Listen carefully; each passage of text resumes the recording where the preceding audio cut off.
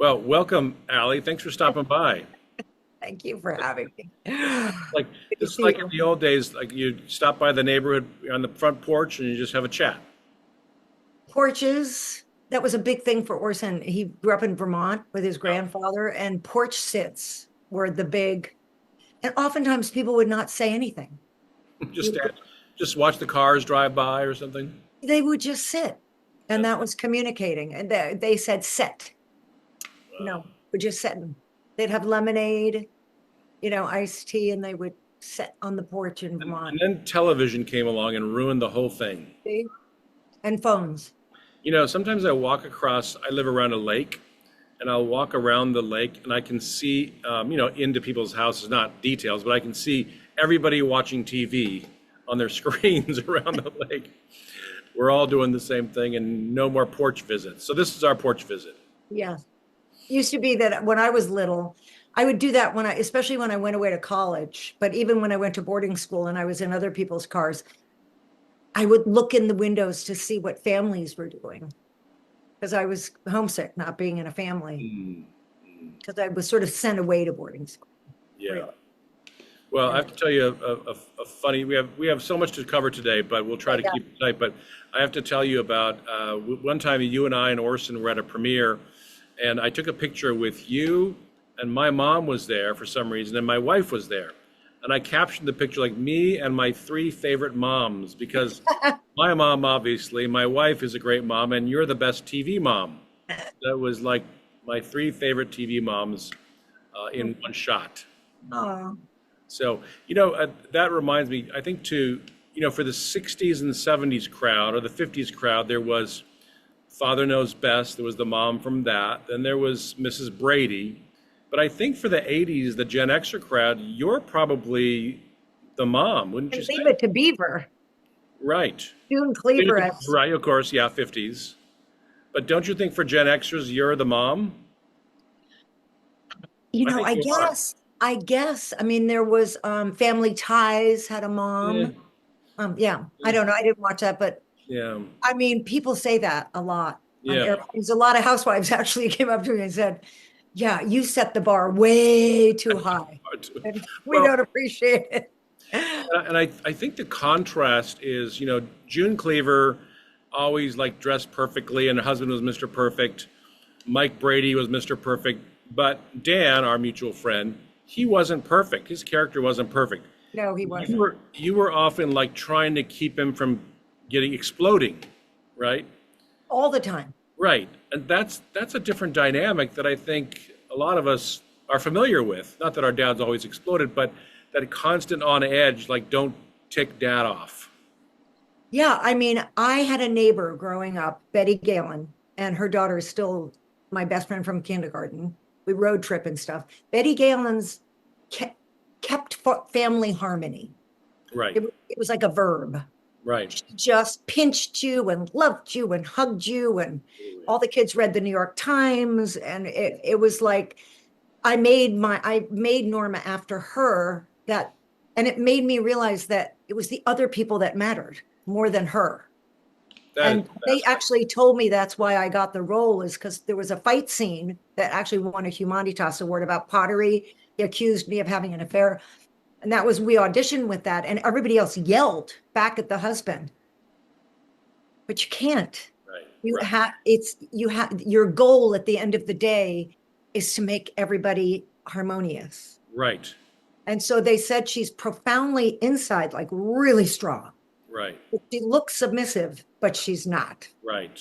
She's doing it. She's like figuring it all out, how to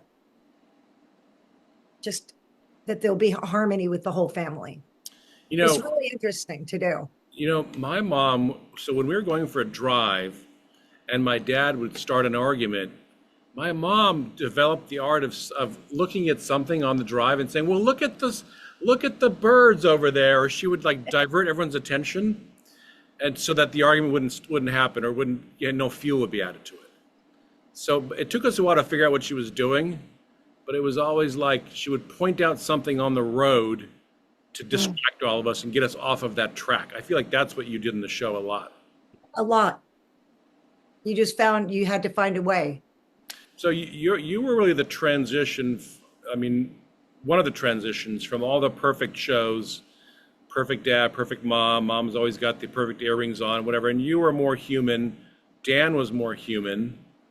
That's really interesting stuff. I'm sure there may have been other shows too, but you were one of those. 'Cause even Human, you know what? In rewatching it, which I did, I can't remember how long ago, but we were also, because it was all in Fred's mind, right, that was, we were seeing through his eyes too. right, right, And they discovered that, like, especially in that pottery episode when we had the fight, they just kept filming it, and they're like, and they realized, so they brought the camera down the hall to where Fred was in the living room watching us have a fight for the first time. right, That was the show. So we were human, but we were really his mom and dad through his eyes, which right. is a very weird thing to play. No, totally. Almost like I don't know, iconic's not the word. I can't think of the word, but it's a different kind of human. I was Fred. I was absolutely Fred's character, looking at the world. I didn't have three. I had three siblings, but anyway, the whole idea of Fred's perspective was such a genius show. Genius. And as you know, I worked with Dan. Dan played Tip O'Neill in Reagan. I know he did. I couldn't believe he became Tip O'Neill. He became Tip O'Neill. But did Dan bring? I mean, he must have brought elements of his childhood and his character to this role. It wasn't all in the script, I'm sure, right? It was in the script. Okay.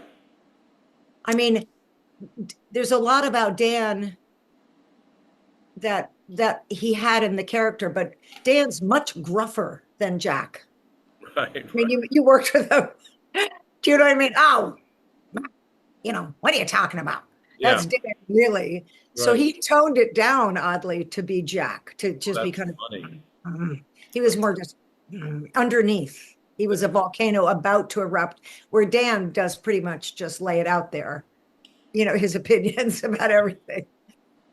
Well, that is so funny, and what a great role that was, and what a great job you did. And I think you guys had a lot of fun playing the role, but you also had some drama on the set. I know there were issues that came out later, but from our perspective as the viewers, I think it was really a show that was with the times. We got past all the perfection of the 50s. We know that nobody's perfect at home. We didn't have to be perfect. You could be real. But I'll never forget your role in diffusing everything. And I want to go back. It's always just to end it. It's always the writing. Yeah. It was just so well written. I didn't understand it when I got the pilot. When I was supposed to read for that, I went, "What is this?" And it was sort of written on typing paper with mistakes on it. And I went, and there was that voice. I couldn't figure out what this was. But once I did figure it out, and then heard, and saw the different writing, the writing was amazing. But don't you feel that the writers were riffing off of you then? Once you did it, it gave them new windows of things to write, don't you think?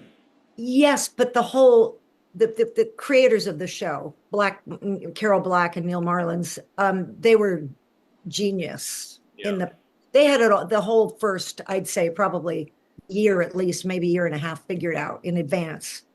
They very much told me who they wanted. Who was cast first? Sorry? Who was cast first? Fred. They waited for a boy. I mean, it had to be somebody amazing, or it wasn't worth doing the show. Right. And they saw him, I think, on a Pizza Hut commercial or something. And then The Princess Bride. Right. But then they knew it was the boy. Right. And then we were all cast around Fred. Did you ever see his Seinfeld episode that he was with him and Kramer? Oh. You got to go watch. That's a funny one. No, when he was little? Yeah, well, Kramer's in Hollywood trying to make it. Yeah. And he comes across Fred in a coffee shop and tries to pitch scripts to him and freaks him out. And Fred runs out of the place. It's hilarious. Is he little in the Seinfeld? No, I would say it's probably after the Wonder Years. Okay. Yeah, that's a great episode. That's very funny. Funny.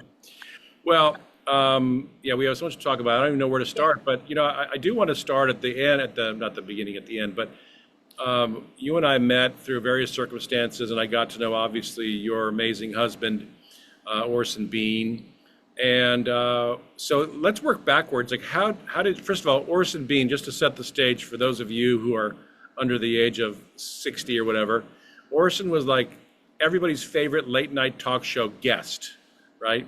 Johnny And Carson, he hosted the Tonight Show 300 times too. and he hosted too. Yeah. He was just a great guest because he had so many great stories, and you just wind him up and he would do his thing. And so he was kind of a combination of this actor, but also a person who was Raconteur.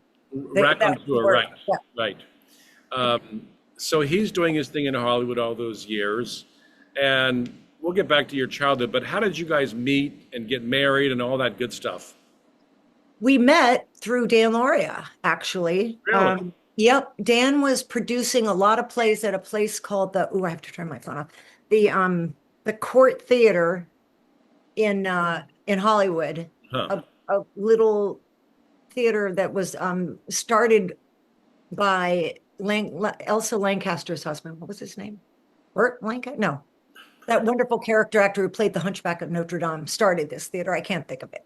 Anyway, Dan and all of his compatriots, those wonderful old character actors that Dan always hung around with, Charlie Durning, and I can't, just a whole slew of these guys. He would do readings of new plays, and Orson was in several of them. And this one I just decided that I was going to move out of my tiny little 500 square foot cottage. I'd been doing the Wonder Years for maybe 3 years, and we knew that we were going to keep going. And I was convinced by actually my shrink to get a bigger house. So I looked at this house in Hancock Park because Dan lived in Hancock Park. It's just not at all my kind of neighborhood. It's way too sort of conservative for me. Yeah. But it was a beautiful old Spanish house with a pool. And I thought, well, should I be a grown up? I mean, should I have a bigger house where I can have political parties and, open up my life? And so I bought the house, and the day that I bought it that I was going to move into it, my mom came out to move me in, and I took her to this play. And Dan and Orson saw me sitting in the front row, and he'd been watching the Wonder Years. And my mother invited everybody out for a drink afterwards, and she walked up the street, and Orson said, "What's the story with your daughter?" My mother said, "She's single. Why? What's your story?" Because she really loved Orson. She, of course, knew who he was and just loved him. And so he said, "I've been divorced for 15 years. And she went. And that was kind of that. He sat down next to me with this group of people. He gave me his card at the end, invited me to go see a play. And I thought, he kept talking about living with his kids in this compound in Venice. And I'm like, that sounds married to me. And I was very wary of, because that was not the first time a married man had asked me out. And I was wary about it. And I said to my mother after, she said, "I think he's crazy about you." And I said, "Yeah, he's amazing. And I'm sure he is. But Mom, he's married." She went, "No, he's not." I said, "How do you know?" She said, "Because I asked him." And that was sort of that. I put his card by my bed, and he called me the next day, and I just kind of knew. I just knew that was the person that I was being given. Yeah. I just had not ever met. I'd had very bad taste in actors before, really mean guys, and kind of, just bad guys. And this was, I could just feel the difference. And we just didn't stop talking. We went out on a date after that play. We stayed up all night at this restaurant. And it was pretty much instant. What a special human being. I think I met him through you probably, but yeah, what a unique person. And he wrote books. I think his last book, go ahead. He did.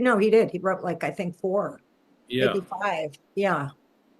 And then for anyone that's listening, he also did a play that ran for a year and won the LA Drama Critics Circle Award that he put out for free on YouTube. And it's still there, called Orson. You can just look at Orson Bean One Man Show on YouTube.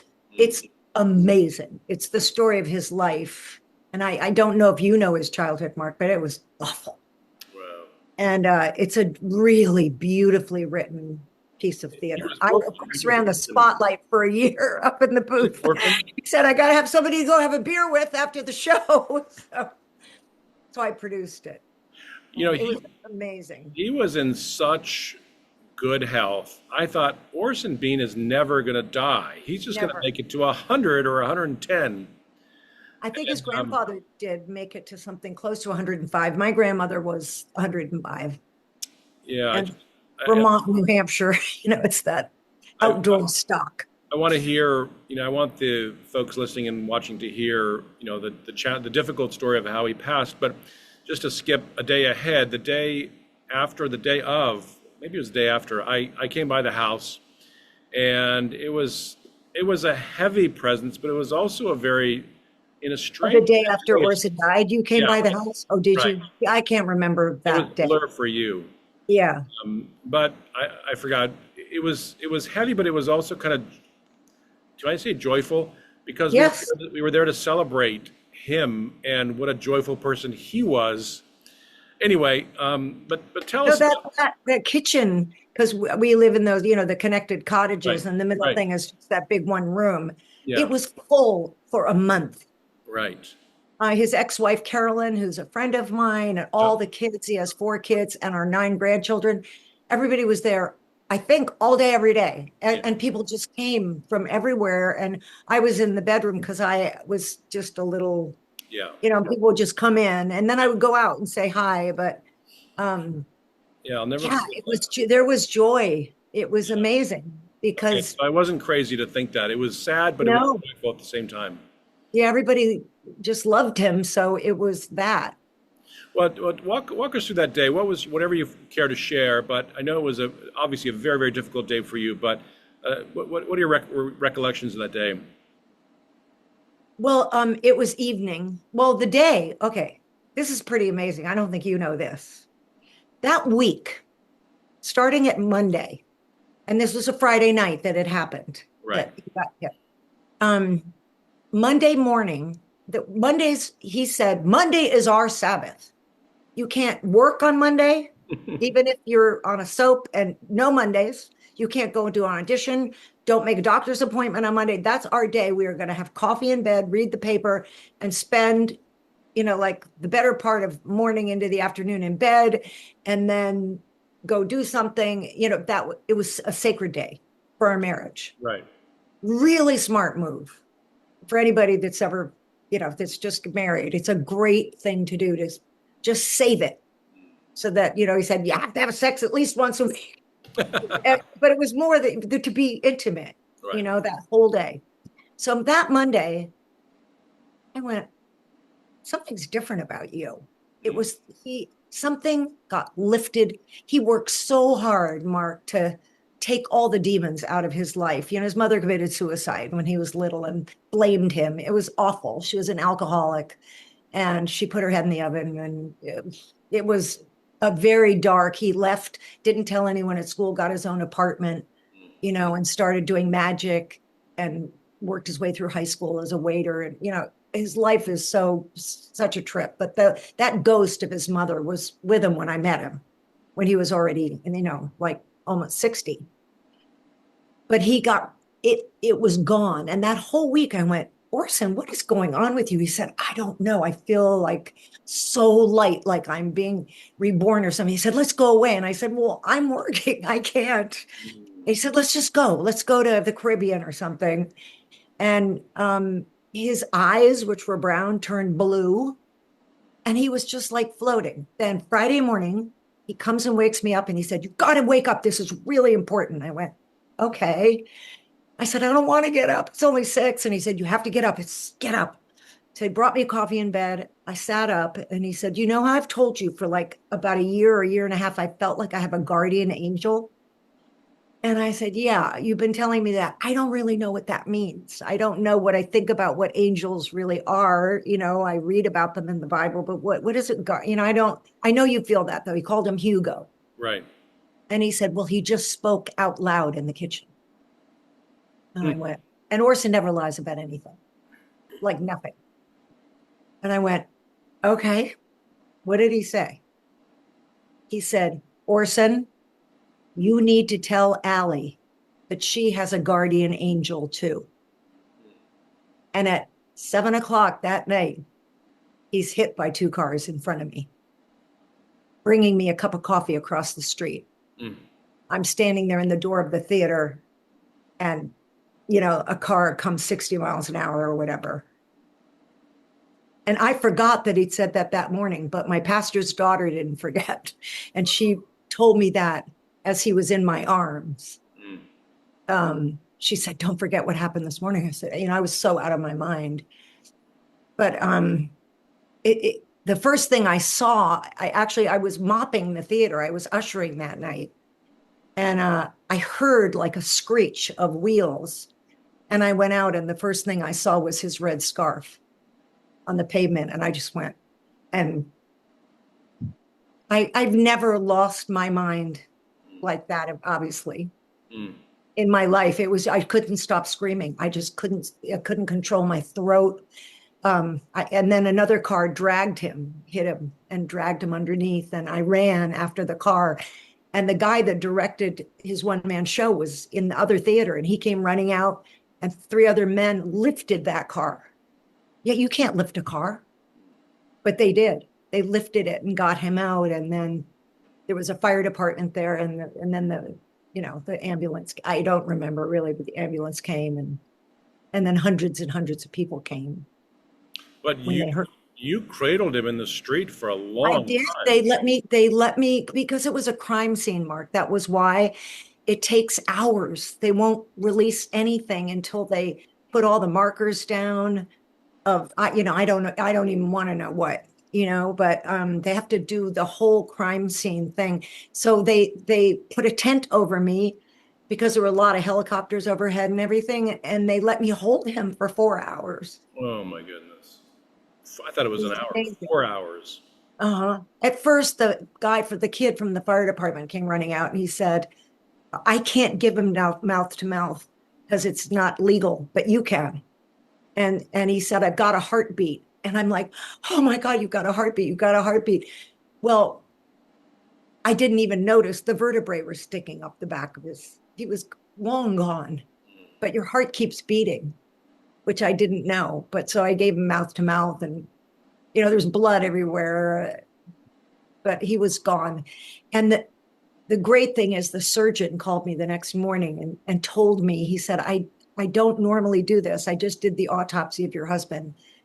I think it was was it Saturday morning or Sunday? I don't remember, but he said, I feel like you need to know he was totally killed on impact instantly. They did not suffer at all. And that changed everything for me. I just knew, boom, he was with God. Over, he was fine, but I wasn't. But I was, it really helped me knowing he was happy. What could I, that's, I think, why there was so much joy in the room. He was 91. He had a great life, and he died instantly. It was just brutal to see, but it wasn't brutal for him. And that really mattered to me. I wonder why he told you about the guardian angel that morning. Because he just heard it. I mean, but what was the reason, do you think, that so that you would know going forward in the years ahead that you had a guardian angel? He wanted you to know that somehow? Yeah. I don't think it's that he wanted me to know. I think the guardian angel wanted me to know. Yeah, I still don't really understand it. And maybe the angel kept you from going into the street that night. Oh, I don't know. I don't know anything about that. I don't think that way. No, I don't know. I think Orson didn't know that he was going to die, but just from the whole trajectory of the week, I wonder if we don't kind of know when you're going. I don't know. It could also be just an indication for you to know that it wasn't an accident. The guardian angel, for whatever reason, didn't allow it to happen. I know. So it wasn't a mistake, right? Right. These are the big mysteries of life.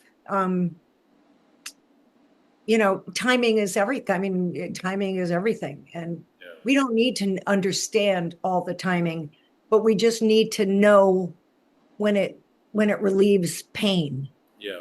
It relieved an enormous amount of pain for me to know that he hadn't suffered and that he'd said that to me that morning. And I'd seen him almost transition in front of my eyes.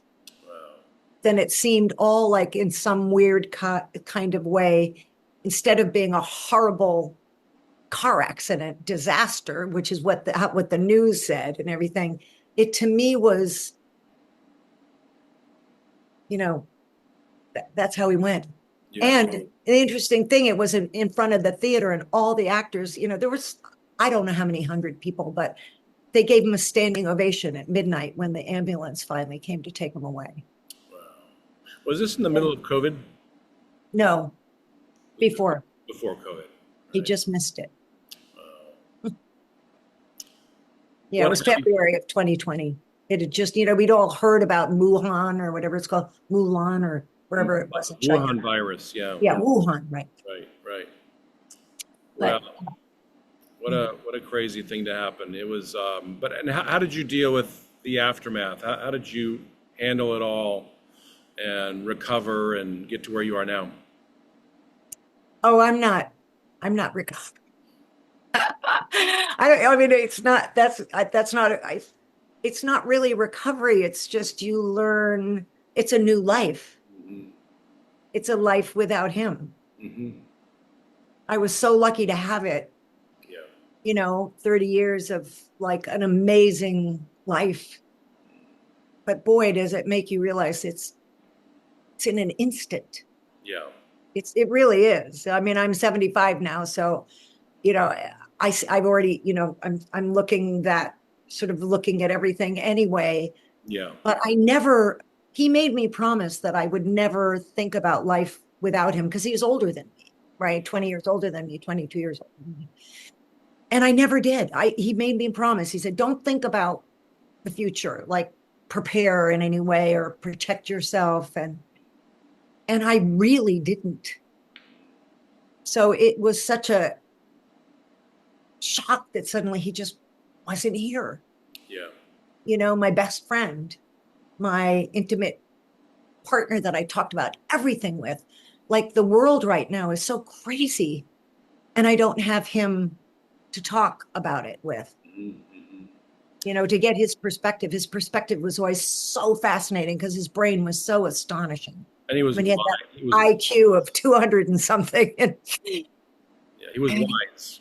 oh, he was so wise and so he thought so out the box. Yeah. I mean, he on the Tonight Show, he had long hair and love beads way before anybody else did. Well, He'd been to gurus and more love. He was out there. I want to make sure that you tell the story that you told me before, which I thought I've told it to so many of my friends. But tell the story about your nanny and the amazing, when you peeked into that church and saw the painting. I love that story. Please share that story. Okay.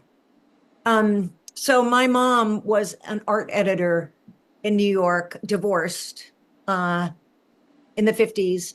And therefore I had somebody else, living with us to raise the children. Right. Even though my mom wasn't that wealthy, she lived in the dining room of this apartment, bless her heart, and, sent us to private school on her own nickel. I had this amazing human being named Mary. Since I was like 2.5, Mary was in my life. And she was ferocious and amazing and strong. She grew up as a child in South Carolina, like she was born, I think, around 1900 or something. So even though there wasn't slavery, there was slavery. She worked on a cotton plantation, and everybody that worked on the cotton plantation was African American. So it was basically slavery. I don't know what they were getting paid, but not much, if anything. When she was 14 years old, she was raped by the white owner of the cotton plantation. And all the women said, just wear a big dress and don't tell anybody. When the baby's ready, you'll give birth in the hayloft. Just give us the baby and run. Mm. So that's what she did. And at 14 years old, she ran at night up to follow, it's what they did in slavery. They followed the drinking gourd, they followed the North Star and went north. And she went north to New York City Mm. at that. And she, made a life for herself. And she was very beautiful. I saw pictures of her when she was young. By the time she'd come to us, she'd already had TV, so she'd gotten bigger. But she was very beautiful and kind of stylish in Harlem. Mm. And but she was just an amazing person, and she loved God.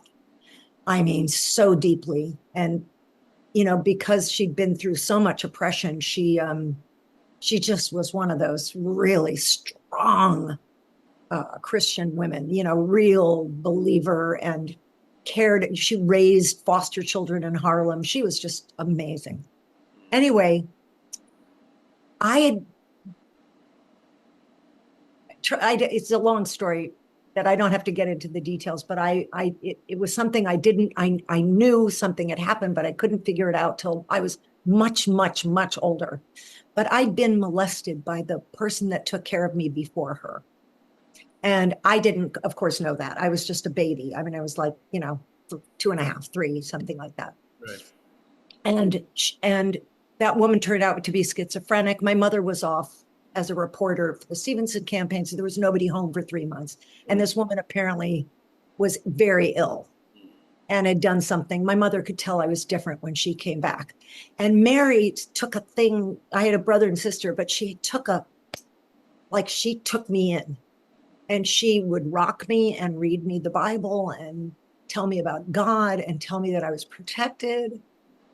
I mean, we were like this, and I was just in her arms, and I loved her and admired her. And then when I got to be older, my parents found out that I'd been sneaking out to Sunday school. And I had my own Bible with my name on it. I was probably 7 or something, 6 or 7. I'm not sure what age. But all of this memory of what happened, the story I'm going to tell you now, happened because we were looking. I didn't believe in God. I was a Buddhist. I had just married Orson, and we were looking for a school for our grandchild. And I went to this little Lutheran school because the parents, who were Jewish atheists, said it's cheap, but it's good. And so, like, will you go check out and see how much Jesus they're going to lay on the kids?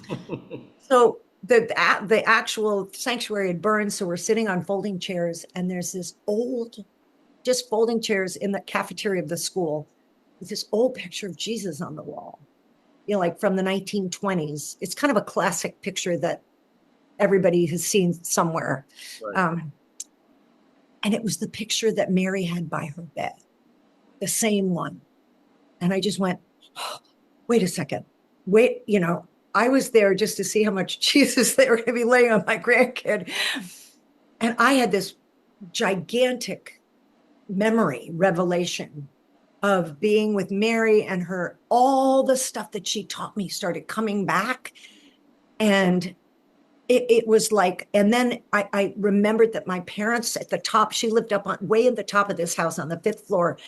And it was a very old house from the 1800s. And my parents, I think it was my father, shook her because he'd gone to divinity school and become an atheist. And he found out that I believed in Jesus because he said, "Who's the most important person in the world?" And I said, "Jesus." And he went, "What?" And he went up to Mary, and he shook her, and he said, "Don't you teach her that." And he loved her. Mm. But he was furious. And I was little. I just remember the whole looking up at this whole thing of him shaking her and saying, "Stop it. You can't do this. Don't do this to my daughter." She stopped teaching me when I was probably, I'm sorry, this is gonna, I didn't expect that. She obeyed your She dad's did. orders. And so I always saw her for the rest of my life, and I loved her, and I would go visit her in Harlem. She got married to a Nigerian prince, and they went to Africa. She was so happy. But I didn't remember that I'd been raised, that I'd gone to Sunday school, that she read me the Bible, that all the stuff that we shared, it just weirdly sort of disappeared as I got older. My parents got divorced and we moved into the city with Mary. And I actually met the daughter that she had. She came and all she wanted, and so Mary borrowed my mom's fur and mom gave her $500, but it turns out all she wanted was money. And it broke Mary's heart. But I remember going in her room at 2 a.m. What happened? Did you see her? And she was crying. And anyway, and the best part of it is she met Orson, and she died the next day. She found out Orson believed in God, and she went, I mean, I know now, because I didn't yet. I was still a Buddhist when they met. But she was like, okay, my work is done. She's met the guy, God's guy. She must have prayed for me my whole life. But anyway, yeah, amazing, like such a mentor for me to have that incredible woman in my life. And so then I was a Buddhist at that point for probably, boy, I think almost 20 years, 15, 20 years by the time I walked into that little Sunday school. And I kept thinking, wait, what does this do? And I said to the pastor, I said, who ended up being Orson's best friend, and I walk with him every Thursday now. But I just said, I'm a Buddhist. Is it okay if I come here?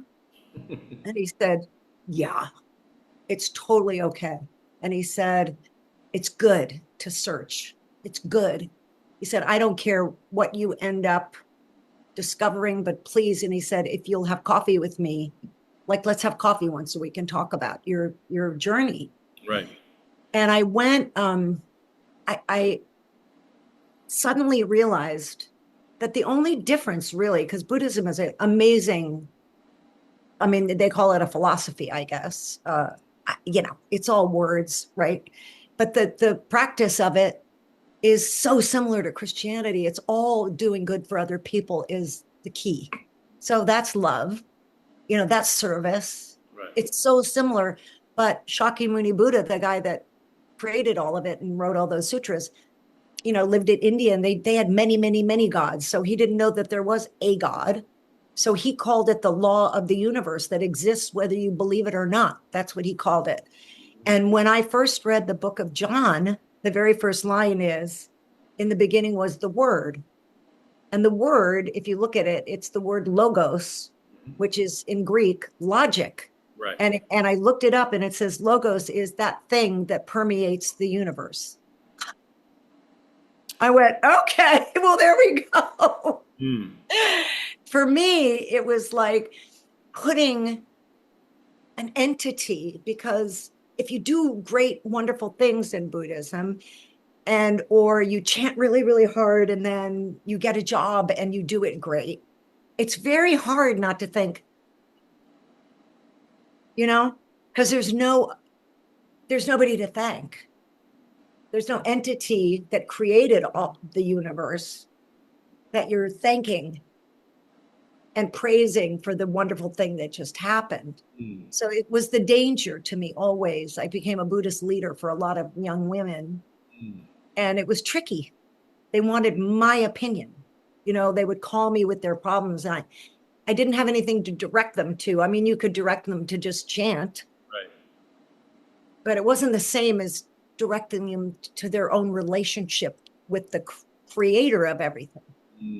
So it was sort of like it unraveled in my conversations with Pastor Ken, my friend now, was, wow, it's just like the missing link. And it just made everything make so much more sense to be able to have gratitude towards the creator of this astonishing, all we know right now is, the planet we live on. We know there's stars and things out there, but, we don't know that much about it. But, I as you know, I grew up in Japan. I feel like every morning, morning I woke up hearing our neighbors say Nam-myoho Renge-kyo, right? But even the most secular Japanese person, before a meal, they put their hands together and say "itadakimasu," which means we're going to eat now, but it's a thankfulness to something, Yes, it somebody. is. They don't know who, but there's a sense of gratitude towards something or someone for providing this food. And it's such a wonderful thing to be able to explore the who in terms of, like for the Indians, it was Mother Earth, right? That they would be grateful to. That's sort of what they named God, was Right. Mother Earth, and it was the actual, because they lived on the earth. Um, but that real but I don't know if you've ever read the Way. I'm just reading this little thing. It's amazing. But that's what this was called. Christianity was called Mhm. back in the day, was the way. And it's like a way to have an actual relationship with that thing that permeates the universe. Right. Like, And then at the end of the meal, they say "gochisousama deshita." Again, it's thanking somebody for the meal. So you're thanking before and after to the oh, something, whoever, yeah, whoever provided that meal. So even though there isn't a sense of, I guess there isn't really a God in Buddhism per se, but there's something there that you found as the end of your search. So that's interesting.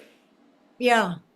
And I mean, it's a very, very kind and beautiful and generous practice. Like, there that was part of the dilemma for me. Is, I mean, I loved it. I loved the people. Like I really did. And I still do. I mean, they're really close friends of mine. And they're peaceful people. Say what? They're peaceful people.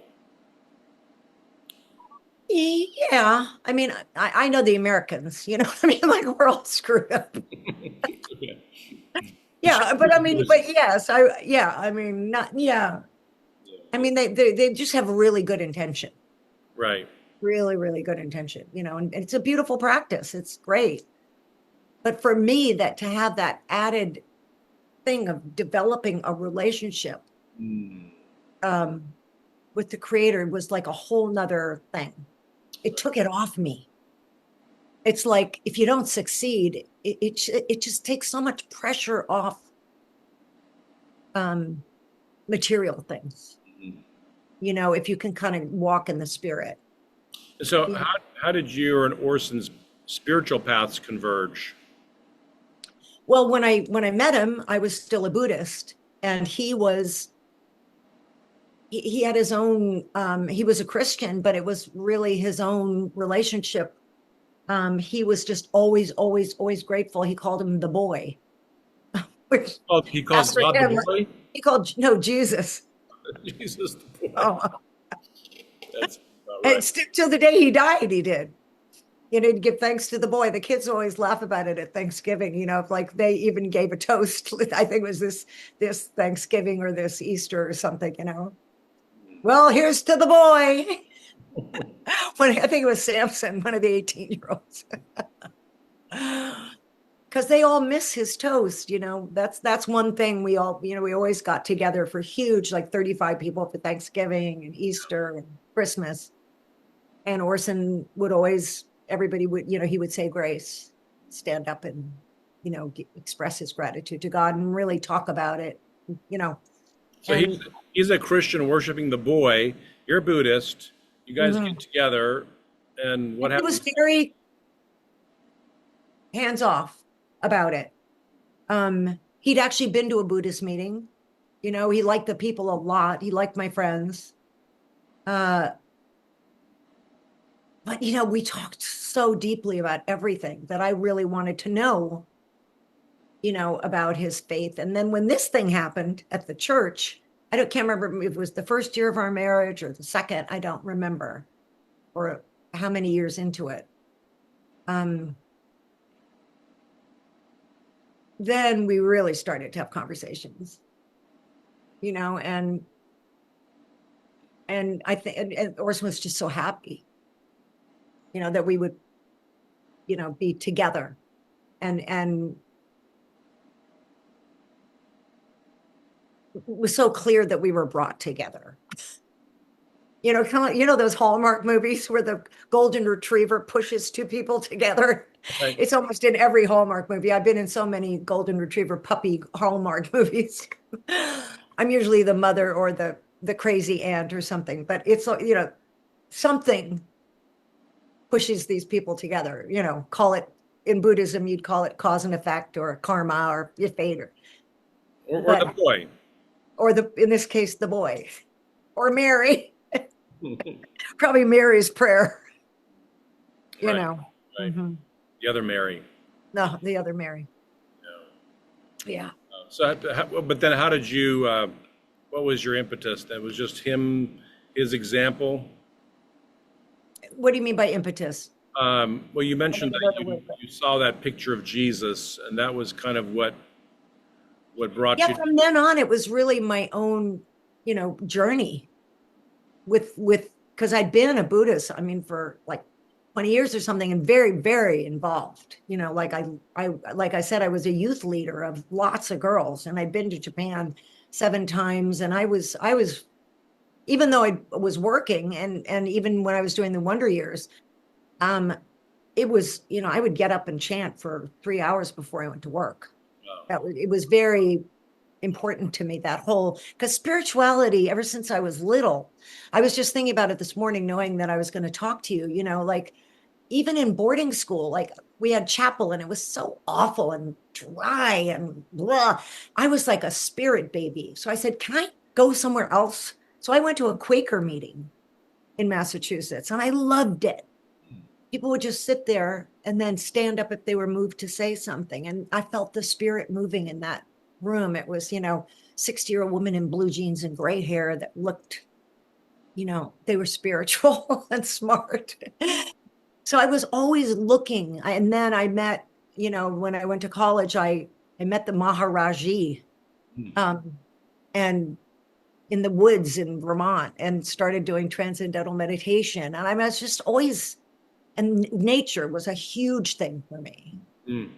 Like a spirit place for me. So I was always looking for something. And then I loved when I became a Buddhist, that was in my 20s. And then, then this whole revelation, like later, I can't remember how old I was, 40 or in my 40s. And then that just started the next journey to see what the way is and to be on the way. And I feel like that's constantly, I mean, is it for you too? It's like an evolution. It just keeps changing. You just keep growing, and shedding things that are sort of in the way, like pride is a big thing for me, like thinking that I can control anything or should Right. is really hard for me to just go.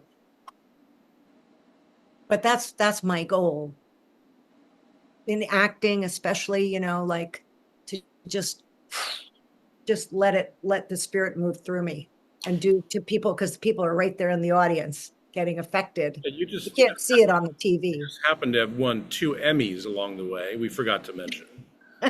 Big deal. Again, after Orson's death. Now, how weird is that? Nothing for the Wonder Years, though, huh? That's interesting. Well, we were in a very weird situation with the Wonder Years. We won an Emmy after the pilot, our very first year, for best show, which was amazing. I mean, we were opposite, what was on then, Murphy Brown, and I can't remember the other things, best comedy. It's oddly the last category of the Emmys, is that. And I was sure that we just were this little ragtag group of the children and us parents, me and Dan Loria, we were just looking around going, wow, this is so awesome. And drinking champagne. And all of a sudden they said the Wonder Years, and the creators weren't there. They were in the hospital having a baby. And I'm like, oh, I said, Dan, we got to get up and talk. And we won for that. But that was for the whole show, for best show. The reason after that it couldn't really win and the acting couldn't really win is because it's for best comedy. And, when you're up against Seinfeld and Murphy Brown, that's funny. Yeah, you're not a And we comedy. weren't like, oh, it wasn't like that. So if I put one of my scenes were mostly kind of dramatic, really. but we couldn't be best drama because we were a comedy. Then they didn't have dramedy as a category. So it was in this weird no man's land, and we didn't really care. But that's what someone at the Academy told me. She was a voter, and she said, we were all talking about it in the room because we thought your show was the best and your performances, but they weren't funny, but they also weren't in the drama category. They were in the comedy category. So she called me to tell me how badly they felt, the voters. They were like directors and stuff voting, or I don't know what, she was a producer, I think. But you know, I certainly didn't care. And I don't think the kids even knew what it was to care. Where did you guys shoot? We shot in Burbank at a little house that's still there. I just went by it. It looks exactly the same. It wasn't a set, it was inside a house? Well, the outside was at the house. And then we shot in this odd studio in Culver City, where they made a series called Alf. It was just an old warehouse. We were maybe going to be in this at Paramount in a studio, but because of the kids, they didn't want to do that. And the mothers didn't want that for the kids. They didn't want them to go, "Good morning, Mr. Savage," at the guard gate. Right. And, him to go to the commissary and think he's all that. So we played basketball, we took breaks. It was really low rent where we were, but kind of intentional on Neil and Carol's part to keep it real family and grungy. We had to share our dressing rooms. That sort of pissed me off. I couldn't leave anything important in my dressing room. But that was just how it was.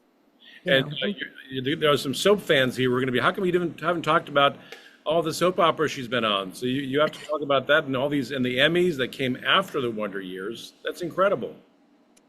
Yeah, I started on a soap opera actually I had a long conversation with Orson, because suddenly all the things that I was being asked to do, and he was being asked to do, were all out of town. I mean, all the work went out of Los Angeles. Right. In old days, there were 3 networks when I did my first show with Jim Brooks, The Associates with Martin Short. And, it was like everything was in town. Everything was shot here. And then suddenly it just all started to shift and all went up to Vancouver and, New Mexico. And it ruins marriages.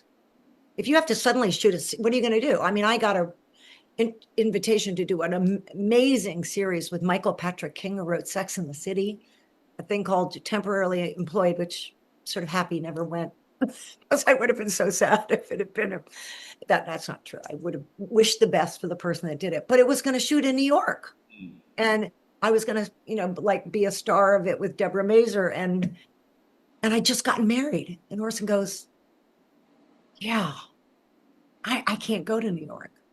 He said, "I'm working here," and we had a big conversation, and he said, "And I'm a provider. I can't go with you, even though, because I'd be making more money than the Wonder Years." But he said, I can't have you take me out to dinner with your credit card. He said, "I'm just not that guy." We can both do both, Right. but I can't, you know what I mean? I could totally see him saying that. We had a big conversation about it. So that's why when they asked me to do this soap opera, the first one, The Bold and the Beautiful, I went, that's 9 to 5 in LA. And I'd never been on one. And the person that I played the sister of is such a brilliant actor. She's amazing. Susan Flannery. They created this show for her. She was just, certainly better than most people I've ever worked with on television and probably in movies. I mean, she was great, and we had great chemistry. And then Betty White played her mother. Right. That's good. So I stayed on that for 18 years. Wow. And then after Orson died, the head of General Hospital called me and said that they were doing 60th anniversary year, and they wanted to bring back all the iconic characters from the beginning. And this character had been on forever, and the woman playing her couldn't do it. And I went, "What'd she do? What's her story?" And he said, "Well, she's a serial killer. And you'll be in an orange jumpsuit the whole time with no makeup on." I went, "This sounds really good." Right. And she was hilarious. She was just a no BS, hardcore, funny, smarter than anyone in the room kind of. And I loved it. I loved playing her. And well, I can't really say, but I might be going. So, It's just the two of us here. It's no big deal. and that's the thing I won the Emmys for, was that Heather Weber on General Hospital. So fun. Not exactly Norma, huh? No, that's what I'm really a character actor. I love becoming other people. Like Norma wasn't me either, because I'm not like a submissive housewife, even though she's not really submissive. Yeah. But She, that wasn't me. I mean, I'd never had children. I hadn't been married. she was powerful in the old-fashioned sense of the term. She was a strong internal person. But I used to tell my daughters, don't believe for a second that those women of old were just wallflowers that sat around. Are you kidding? They just knew how to exercise their power in subtle ways. that's right. Don't be fooled by that at all. Our grandmothers and great-grandmothers. My grandmother came to America on a boat when she was 15 years old from the Middle East. What kind of person does that, you know? That By is, yourself? I think she might have, it's possible that her dad brought her and dropped her off and then went back home. But, you know, think of what kind of a person, you know, during COVID when you would have, like, especially women at Target saying, I'm not going to wear a mask. And people would say, that's right wing. And I'd say, that's not right wing. That's my grandmother and all of our grandmothers who, you know, couldn't get along in the old country. And they came to America. They don't want to be told what to do. No. They left Italy and Germany and wherever they wanted to be left alone. And we're the grandkids of those people. You know what I mean? I know. That's the amazing thing about this country. Yeah, it's not political or right or left. It's just the person that, you know, I traced my ancestry, and they're for 300 years they live in the same village. And one person's like, I'm going to America. Like, what kind of person does that, right? It's somebody who's just iconoclastic and individualistic and doesn't want to be bossed around, doesn't want to be told to wear a mask. I'm going to America. That's the thing. That's what's so great Right. about this country. You Right. know what I mean? Is that, By the way, you know, even the begin, you know, the Pilgrims in the beginning. I mean, everybody was rebels. even an illegal immigrant, okay, who comes here illegally, what kind of person goes on the road for 3 weeks through Come on. Venezuela, wherever, to get there, Crosses the Rio Grande. a river Come on. into some crazy camp? I mean, that is a very interesting person and a very, you know, something special. They should have come here the right way. I'm not saying they should have done that, but what kind of person is that? That's an incredible person. 100%. And that's A who, million percent. that's who we are, you know, as I know. I know. And I wish we talked about that more. I mean, I wish that we had, you know, that we kept that whole vision of what this country is. I mean, there wasn't even at the 250th anniversary that, you know, the Declaration of Independence. Right. What that document? Somebody had it in their yard when I was walking the other day with Pastor Ken, actually. And I mean, just the words. Yeah. And I don't, you know, we grew up knowing the Constitution and the Declaration of Independence. And, you know, it wasn't out of fashion to be proud Yeah. to be an American. Yeah, Of course, we have a history of slavery and we have a history of Indians. I also love the fact that Martin Luther King said, I'm here to cash the promissory note that the founding fathers gave me. Yeah, That was great. It wasn't like I'm here for some new right. He's like, no, you guys promised me this that's 200 right. years ago. I'm here to cash the check. And there's All something men are created equal. right. Yeah. I mean, Well, what an Yeah. incredible tour of your life. We could do this for hours, but at some point, we have to call it a day from our front porch visit. But thanks for uh-oh. sharing all your wisdom and all your great stories. You're a great storyteller, obviously. And I'm glad that the audience could hear those stories as well. I learned from the best. And maybe my guardian angel is the storyteller. What's his name again? Oh, well, that was Hugo. That was Orson's. Orson. I don't have a name yet. So Hugo, I have to develop, I'm not quite sure, you know, like there's the Holy Spirit and then what's the guardian angel? I'm just not quite sure about what that means we have yet. just one, do you think? Do we know? That's what Orson said. I mean, he felt he did. And he said that entity spoke out loud. I'm sure that it's one of many. I mean, certainly there's, you know, I think, you know, like giant seraphim flying around that we can't see. I don't know. I'm gonna be But I know that I'm protected. I just, until Mark, it's I have until felt it's it like I can't even tell you. Just suddenly my car swerves, and I missed death. That's happened a lot since Orson died. Just things like that. Or I just jumped off a stone wall and I didn't realize it was such a far thing down. And it was a miracle that I didn't go face first into the pavement. Like a miracle. That was a couple days ago. And I went, that was protection. not your time yet. When it's your That was time, I could feel it. It was like, what was that? It was almost like I was uprighted, you know, and warned too. Like, don't be an idiot. You're 75 years old. Don't be jumping off stone walls that you yeah. can't see how far it is. So, And so Hugo just stepped aside and said, "It's your time. The Father wants you, and here we go." right. So, what an amazing story! The day of his passing, that he told you that story. And I forgot all about it until that night. My pastor's daughter came and said, do you remember what you told me this morning? Because I called her and I was laughing about it. I said, oh God, you got to hear what Orson said. Well, thanks for stopping by and for all your great stories. Thank you for the iced tea and the lemonade on the porch. Do it again. Yeah, I'm in a porch rocking chair. Right. Now Great to be with I'm looking down at you. Good to see you. you too.